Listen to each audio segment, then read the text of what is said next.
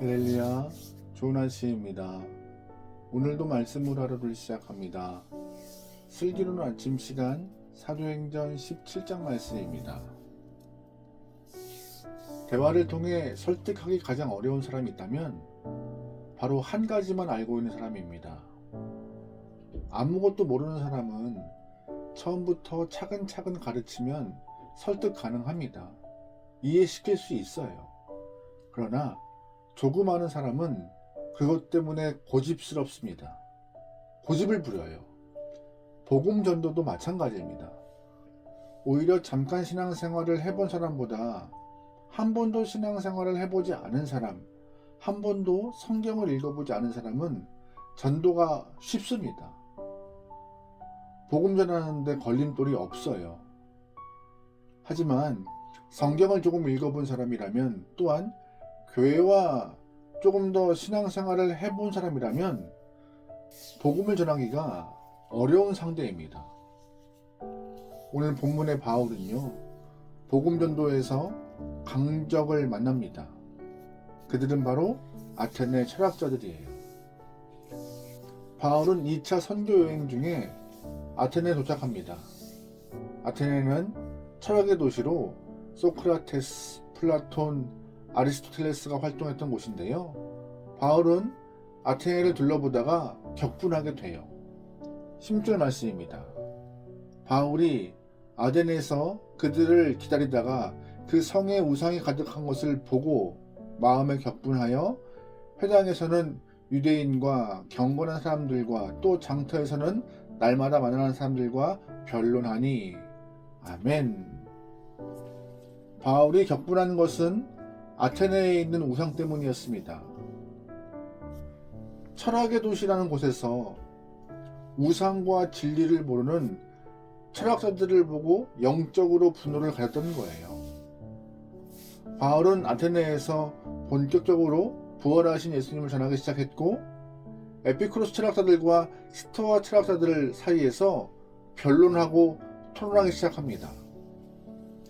당시 아테네에서 활동했던 철학자들은 개방적이었기 때문에 어떤 사상이든 어떤 종교든 대화를 나누었어요.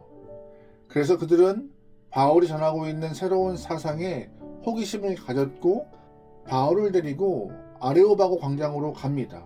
그리고 바울은 설교를 시작해요. 22절 말씀입니다. 바울이 아레오바고 가운데 서서 말하되, 아덴 사람들아, 너희를 보니 범사에 종교심이 많도다. 내가 두루다니며 너희가 위하는 것들을 보다가 알지 못하는 신에게라고 새긴 단도 보았으니, 그런즉 너희가 알지 못하고 위하는 그것을 내가 너희에게 알게 하리라.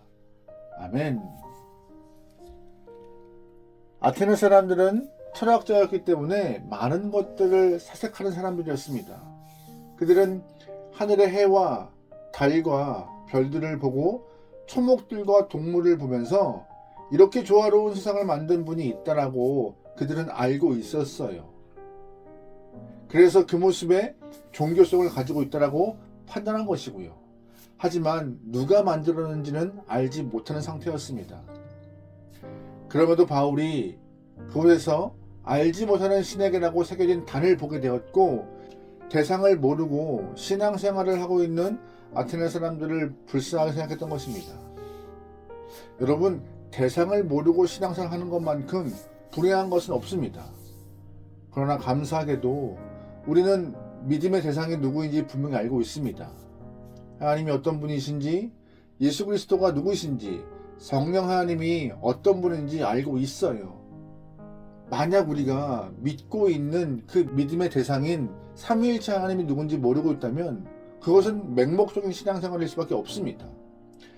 당시 아테네 사람들이나 이 땅에 복음이 들어오기 전에 우리 조상들이나 종교성은 있지만 믿음의 대상이 누구인지 알지 못했죠. 그래서 불쌍한 영혼들이었어요. 여러분, 인간이요, 신을 찾아가고 하나님을 발견하는 것은 사실상 불가능합니다. 신의 주변까지, 하나님의 언저리까지는 갈 수 있으나 핵심에는 갈 수가 없어요. 하나님께서 우리를 불러주시고 자신을 드러내실 때 우리는 비로소 하나님을 알 수 있는 거죠. 하나님께서 오늘 우리를 만나주시고 그의 이름을 드러내셨고 기록된 말씀을 통하여서 당신이 어떤 분인지 알게 하시기 때문에 믿음 생활을 바르게 제대로 할 수 있는 것입니다. 그래서 우리는 감사할 수 있는 거예요. 바울은 아테네 사람들을 향하여서 종교성이 많고 알지 못하는 신에게라고 써있는 제단의 예배를 드리는 것을 보고 궁일한 마음이 생겼습니다. 2절 말씀입니다. 우주와 그 가운데에 있는 만물을 지으신 하나님께서는 손으로 지은 전에 계시지 아니하시고 또 무엇이 부족한 것처럼 사람의 손으로 섬김을 받으시는 것이 아니니 이는 만민에게 생명과 호흡과 만물을 친히 주시는 이심이라. 아멘. 바울은 하나님이 천지의 주제이시고 생명과 호흡, 만물의 주관자라고 선포하고 있습니다. 너희가 알지 못하는 신이라고 부르는 그분이 바로 천지의 주제시다라고, 그분이 너희의 생명을 주관하시고 지금도 만물을 주관하시는 분이라고 바울은 분명히 선포하고 있어요. 오늘 우리도 믿음의 대상인 하나님을 향하여서 어떤 분인지 분명히 알기 바랍니다. 하나님에 대한 믿음, 그리스도에 대한 확신, 성령에 대한 확고한 지식을 가질 수 있을 때 우리는 건강한 신앙생활을 할 수 있을 것입니다. 오늘 본문에서 바울은 설교를 마쳤지만 아테네에서는 열매를 많이 얻지 못했습니다. 3, 4절 말씀입니다. 몇 사람이 그를 가까이 하여 믿으니 그 중에는 아레오바고 관리 디오누시오와 다말이라 하는 여자와 또 다른 사람들도 있었더라. 아멘. 바울은 이렇게 소수의 열매를 얻은 적이 없었어요. 아테네 사람들은 범사에 종교성이 많았고 열린 마음으로 토론하고 철학적 사유는 열심히 했으나 더 나아가지 못하는 한계를 보여줬습니다. 철학적 지식의 껍질을 깨고 한 단계 도약해야 되는데 그걸 못했어요. 오히려 그들은 아무것도 모르는 것이 더 좋았을 뻔했습니다. 종교성이 있는 것이 오히려 그들의 신앙으로 가기 위한 발걸음을 막게 된 꼴이 된 것이죠. 오늘 말씀을 통해 우리에게 자신을 보이신 하나님께 감사하시기 소망합니다. 하나님이 보이셨기에, 하나님을 말씀 가운데 자신을 드러내셨기에 우리는 이만큼 신앙생활을 하고 있는 것입니다. 그리고 오늘 우리가 신앙의 대상으로 섬기는 하나님이 어떤 분이신지 다시 한번 분명히 알고 믿어서 이 땅에서 흔들림 없는 믿음으로 승리할 수 있는 귀한 영혼 되기를 주님으로 축원합니다. 아멘. 기도하시겠습니다. 사랑의 하나님, 우리를 찾으시고 말씀으로 드러내신 하나님을 찬양합니다.